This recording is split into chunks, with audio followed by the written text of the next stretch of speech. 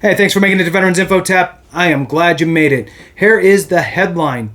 So here we are on the verge of a government shutdown, and the headline is Shutdown Impacts VA Veteran Outreach to Veterans. The VA Secretary warns. Want to jump into this, see if we could pick out any nuggets.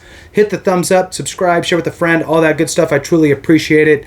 And look, if you want to support the channel in other ways, you can do that by becoming a member. Becoming a member helps me to find you quicker in the comments. So please consider being a member. You can do that by going to the home page. You'll see a bunch of highlighted members there and a join button. Thank you to all you members and subscribers and really everyone who watches these videos. I truly appreciate you. All right, so let's jump into it. Lawmakers passed a third stopgap spending bill last month, keeping current spending levels in place through March 1st for some agencies and through March 8th for others. So it's kind of a staggered approach. Funding for VA expires March 1st. Funding for VA expires March 1st. The VA Secretary said there would be no impact on veteran health care in the event of a government shutdown. Burials would continue at VA national cemeteries, and VA would continue to deliver benefits to veterans, including compensation, pension, education, and housing benefits, as well as process appeals. However, we would not be able to conduct most outreach to veterans, and also the regional offices would be closed. However, we would not be able to conduct most outreach to veterans, the VA Secretary said. Most public-facing regional offices would be closed, and regular operations, including career counseling, military transition assistance, and cemetery grounds maintenance, would not be available. A government shutdown impacts our ability to conduct our outreach to veterans, the VA Secretary said. I'm concerned about that. And that's among the reasons I've been arguing for months that we need a full appropriation from Congress.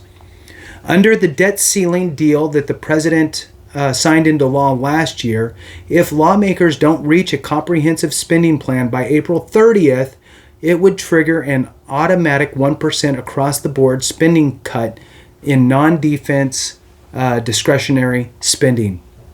The threat of a partial government shutdown comes as the VA is accelerating the eligibility timeline to enroll in VA healthcare under the PACT Act.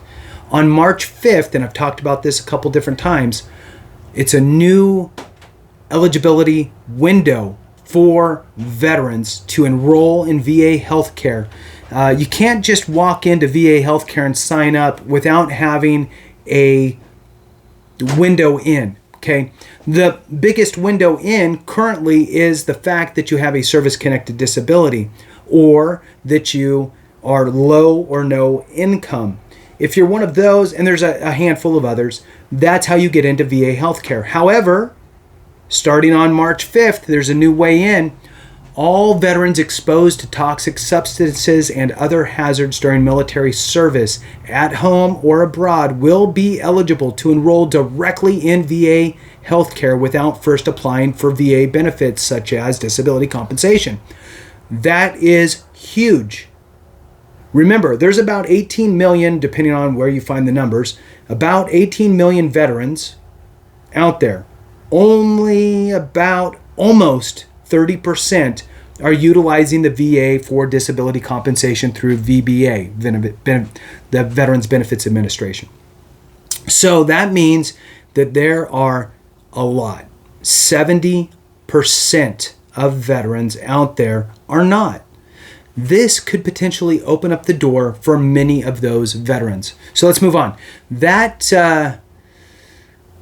So applying for VA benefits, that includes all veterans who served in Vietnam War, the Gulf War, Iraq, Afghanistan, the global war on terror, and any other combat zone after 9/11. The president announced this accelerated PACT Act eligibility timeline last November on Veterans Day. The accelerated PACT Act deadline means millions of veterans are becoming eligible for VA health care up to 8 years earlier than what was written into law. Ellen Hall from the VA said veterans don't need to be sick or file a claim to be eligible for VA health care. That is the most important fact. You could be fit as a fiddle, no issues at all, no reason to file a VA claim for disability compensation. But if you served in one of these areas that have been deemed as, potential for exposure to toxic substances, then you can automatically get enrolled into VHA, Veterans Health Care, at a very low or no cost, which is huge. So let's move on. All you have to do is demonstrate that you served in one of the given locations or participated in activities that could have exposed you to toxins or hazards. If you don't think you need this care today, you might need it tomorrow or the next day or 30 years from now, Ellen Hall said. Remember that when you enroll in VA healthcare, that enrollment means access to care for life. So very important piece there. And again, this is the VA's kind of warning of there will be impacts with regard to a government shutdown for the VA. And, the VA secretary is pointing out that, look, come March 1st, funding for VA will expire. Now, obviously, some of the things that most of us are already in and care about will continue, right? You're going to continue to get your VA compensation. You're going to continue to be able to get your medical care, that type of stuff. But there are certain things in which will have some consequences in a shutdown. So again, to just reiterate what the VA secretary said, VA secretary said there would be no impact on veteran health care in the event of a government shutdown. Burials would continue at VA national cemeteries, and the VA would continue to deliver benefits to veterans, including compensation, pension, education, and housing benefits, as well as process appeals. So all of that stuff would continue. However, and actually that's the word in the quote, so however, we would not be able to conduct most outreach to veterans. He goes on to say most public-facing regional offices of the VA would be closed, and regular operations, including career counseling, military transition assistance, and cemetery grounds maintenance, would not be available. It goes on to say a shutdown impacts our ability to conduct our outreach to veterans, the VA secretary said, and he said, I'm concerned about that, and that's among the reasons I've been arguing for months that we need a full year appropriation from Congress.